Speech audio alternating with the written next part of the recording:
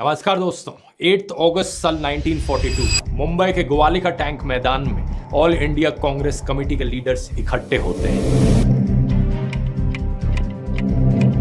ये एक संघर्ष का ऐलान करने वाले हैं, एक आखिरी संघर्ष सत्ता में बैठी ब्रिटिश इंपीरियलिस्ट सरकार के खिलाफ।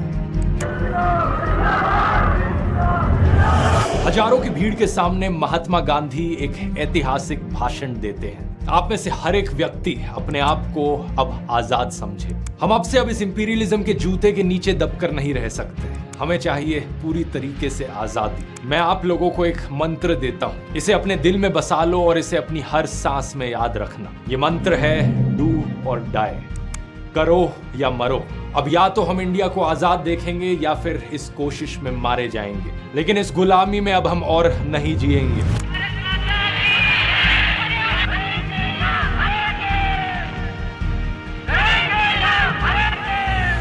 कुछ इस तरीके से शुरुआत होती है दोस्तों क्विट इंडिया मूवमेंट की, भारत छोड़ो आंदोलन।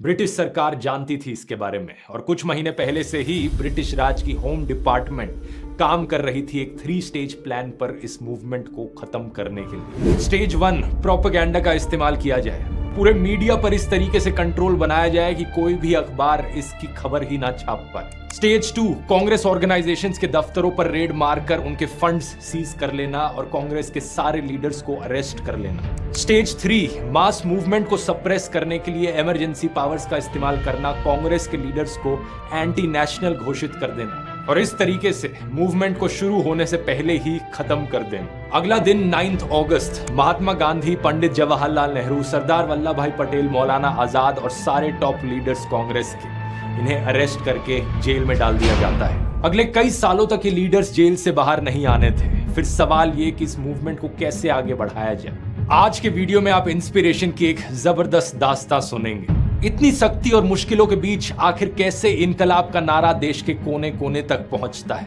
और कौन वो देश में रहने वाले गद्दार थे जो ब्रिटिश की साइड लेते हैं इस मूवमेंट के दौरान। आइए समझते हैं क्विट इंडिया मूवमेंट को गहराई से आज के इस वीडियो में।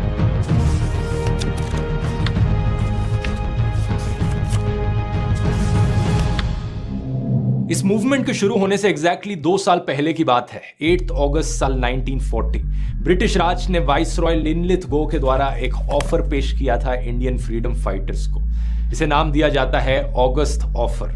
इसमें इन्होंने कहा कि हम इंडियंस की रिप्रेजेंटेशन बढ़ाएंगे ब्रिटिश इंडिया सरकार में। असल में बात क्या थी कि ये वो समय था जब वर्ल्ड वॉर 2 बड़े जोर शोर से चल रही थी यूरोप में।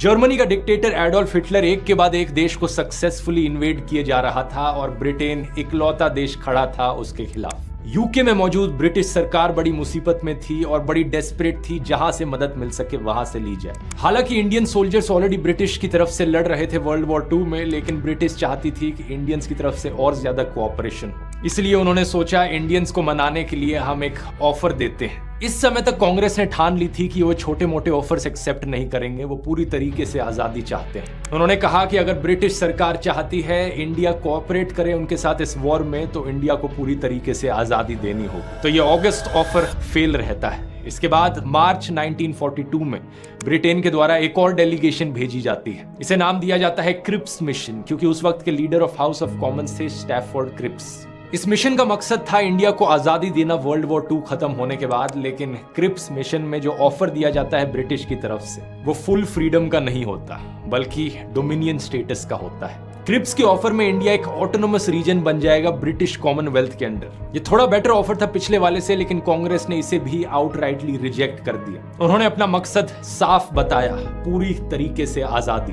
अब तक कांग्रेस के लीडर्स इन ऑफर्स और नेगोशिएशन से तंग आ चुके थे। कुछ महीने बाद 14 जुलाई 1942 की वार्धा कमेटी में एक सिविल डिसोबीडियंस मूवमेंट शुरू करने का रेजोल्यूशन बनाया जाता है। उस वक्त के कई प्रोमिनेंट लीडर्स जैसे कि सरदार वल्लभ भाई पटेल, राजेंद्र प्रसाद और जयप्रकाश नारायण ने बहुत दिलचस्पी दिखाई इस इनिशिएटिव में। वार्धा मीटिंग के 9 दिन बाद 23 जुलाई secretary of state for India Lord Amery secretary of state for the colonies viscount Cranborne को एक चिट्ठी लिखते हैं। ये बताते हैं कि जो रेजोल्यूशन इस वार्धा मीटिंग में लिया गया है वो 7 अगस्त को ऑल इंडिया कांग्रेस कमेटी की मीटिंग में अप्रूव किया जाएगा और इसके बाद एक मास मूवमेंट शुरू होगी जो ब्रिटिश एम्पायर की सियासत के लिए एक डायरेक्ट चैलेंज होगा। हमें कड़ी से कड़ी मेजर्स लेनी चाहिए। यहाँ पर इस चिट्ठी में लिखा होता है, if necessary we have to contemplate therefore the probable arrest of Gandhi and the members of working committee. ये भी मेंशन किया जाता है कि कुछ कांग्रेस के लीडर्स को अफ्रीका डिपोर्ट कर दिया